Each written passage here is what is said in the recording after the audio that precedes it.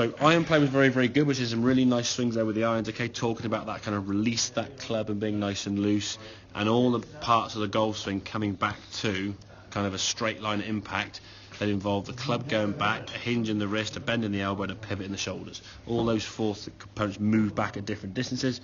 They return back to that same spot to get the impact. Okay, now if we look at those two there, hopefully you can see on the left-hand side, you're leaning onto your front foot, as you said. The ball's further forward, okay, and everything now is very much left-sided. Look at the one on the right here now. We're getting that shoulder alignment there, okay. Your chest now is kind of behind the golf ball. Your hands are more in between your legs, okay, rather onto that left leg there, okay. So you see the shaft relative to your left leg's off an indication. Yeah.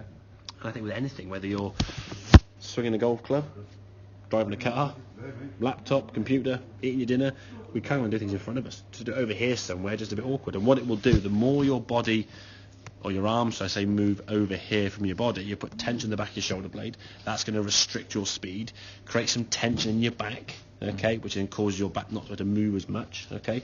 And you said yourself you feel a little bit tight in the back sometimes, so that's going to obviously increase that sort of a limitation. So we can get that ball, for me with the driver, it needs to be just inside the left heel, okay. With everything else on the ground, it's going to be kind of an inch or so back of that, okay. What will happen is, okay, if you're using a shorter club, the stance will get narrower. A longer club, the stance gets wider, which gives the impression the ball's moving back and forth between your feet. All that happens is the feet get narrower. So if the ball is, so we say, on an iron shot back here somewhere, we'll say 4 inches from the left heel. If that foot moves in 6 inches, the ball now looks in the middle. The ball's over here, the foot goes this way, oh, it looks way forward. It's changing, it's just staying exactly the same spot from there. This back foot is just moving in accordance. When you do a chip shot, the feet get really close.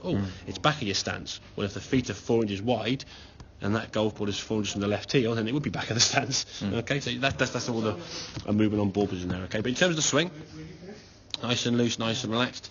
Okay, club's going back. Getting some set there with the club face going back now with a nice bit of wrist hinge there and so on. Pivot and turn the shoulders. What we'll do in time, I think with practice, is get this arm moving a little bit more as we swing. Your wrist hinge is fine, your back swing, your body turn is fine. It's just getting that left arm to work further and further. But the moment we tried that, you lost complete control.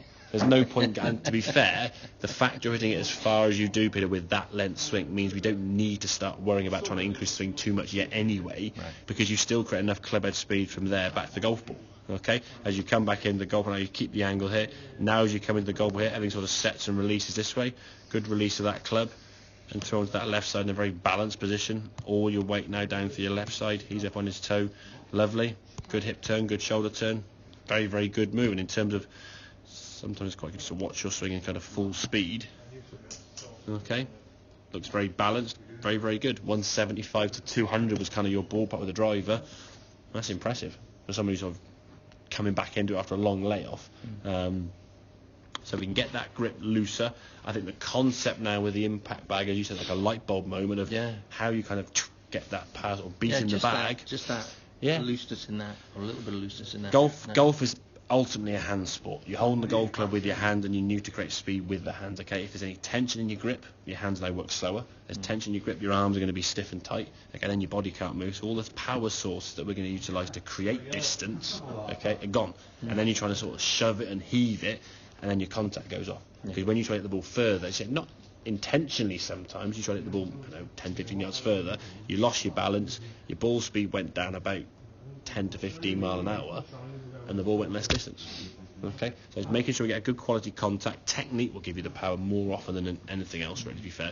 You can try and muscle the ball down the fairway, but speed will always override muscle power, and technique will always override club head speed. Okay, you've got good technique, hit the ball further. A better strike will go further, using that sort of 1.5 or 100 mile an hour club speed with a perfect strike is a 150 mile an hour ball speed. So if your club head speed increases to 110, even 115, but you miss it, it's like a 1.1, 1.2, the ball speed is about 15 mile an hour less, so the ball will just not go as far. So okay, very, very good. The trick is now, what we're going to do now, this will be something we can do in practice, is we'll now go back to a couple of 7-irons, then a couple of drivers, and then just alternate between the clubs so you get used to constantly changing, because on a golf course, I hope we've done it obviously, but because of the weather, you would never hit that club multiple times, or you'd hope not to, because if you're doing that multiple times, you're on the same tee, hitting the ball in the trees, or losing every single time. So it's getting in that habit, because if we played the button, for example, and we teed off at 10 o'clock, okay, you get a drive on the first, okay, play your second shot, walk up the fairway, knock it towards the green, chip it on, hole a putt. The second's a par 3, you beat a 7-iron, knock it towards the green, maybe hold a putt, chip on, 2-putt, whatever it may be, walk to third tee. It's now probably about 10:30. You're now in your second driver. The memory of that first drive has gone, whether it was good or bad, and you've had probably about a dozen or so shots in between that with a variety of clubs from above the feet, below the feet, side hill lies, uphill lies, downhill lies, at a rough, in a bunker. So your memory of that bad last tee shot, whatever that tee shot was, is completely gone. So just getting better at not just being good at reacting, because guys go down the driving ranges, hit multiple shots at the same club, and eventually figure out what straight is. Okay? Then on the golf course, they only get one go. And that's the biggest skill you've got to try and obviously learn to develop as you play and practice. Okay? Yeah. Good stuff.